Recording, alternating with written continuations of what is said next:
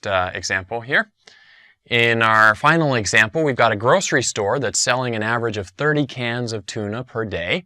We want to estimate the probability that it will sell more than 80 cans tomorrow. Maybe you're the manager of this store and you're worried about whether you're going to run out of your stock of cans of tuna tomorrow. Should you order some more, or can you hold out for a couple more days? So again, this is kind of a classic Markov's inequality problem. Something that makes it Markov's inequality, and I didn't mention this on some of the previous examples, is that we're only calculating values that are going to be positive here. So the number of cans of tuna that a grocery store is going to sell in any given day, that's going to be positive. It could be 0, it could be significantly higher than 0, but it's almost certainly not going to be negative. We're not going to be having many cans of tuna returned. So this is a positive quantity, so it's okay to use Markov's inequality. Quantity. Our y here is the number of cans of tuna sold, of cans each day. And let's write down our Markov's inequality. The probability that y is less than or equal to a is greater than or equal to e of y divided by a. That's just our generic formula for Markov's inequality. We learned that back on the first slide of this lecture. In this case, our a is our cutoff value. The probability in this case, we're trying to estimate the probability that it will sell more than 80 cans. Oops, I wrote down my Markov's inequality. I wrote the inequality, so I got them switched here. The probability that y is greater than or equal to a is less than or equal to e of y over a. That's the original version of Markov's inequality. And the one that I was kind of channeling there was the opposite one. The probability that y is less than a is greater than or equal to 1 minus e of y over a. So we have to look at our problem and figure out which one of those is going to be relevant. In this case, we want the probability that it will sell more than 80 cans tomorrow.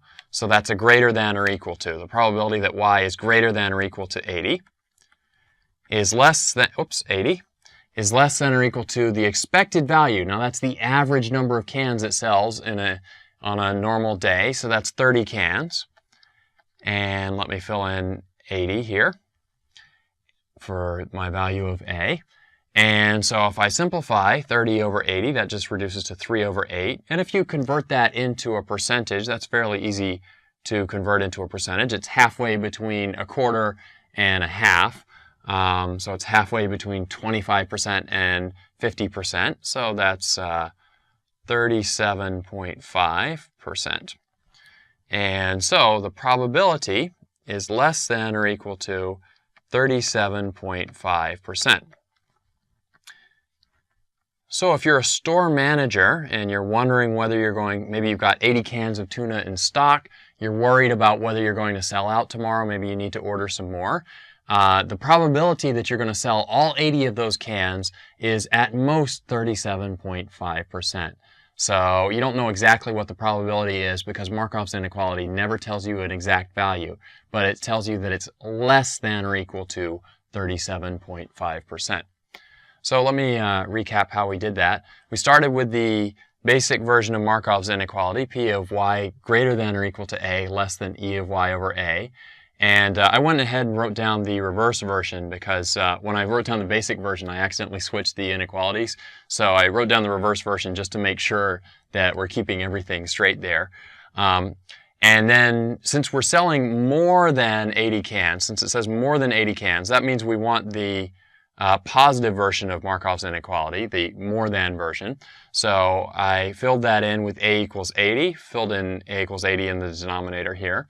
And then the e of y, that's the average number of cans sold. So that's the 30 from the problem stem. And that simplifies down to 3/8, 37.5%.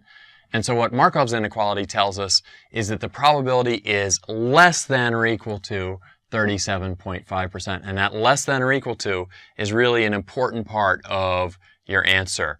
You're giving an upper bound. You're not saying it's equal to 37.5%. You're just saying that's the most it could possibly be. So that wraps up our lecture on Markov's inequality. Up next, we're going to be talking about Chebyshev's inequality, which is a little bit stronger than Markov's inequality. You usually get stronger versions with Chebyshev than with Markov, but you usually have to work a little bit more for them too. Chebyshev's inequality, you have to know the standard deviation. Markov's inequality, we just had to know the expected value or the mean of the random variable. So I hope you'll stick around and we'll learn about Chebyshev's inequality in the next video.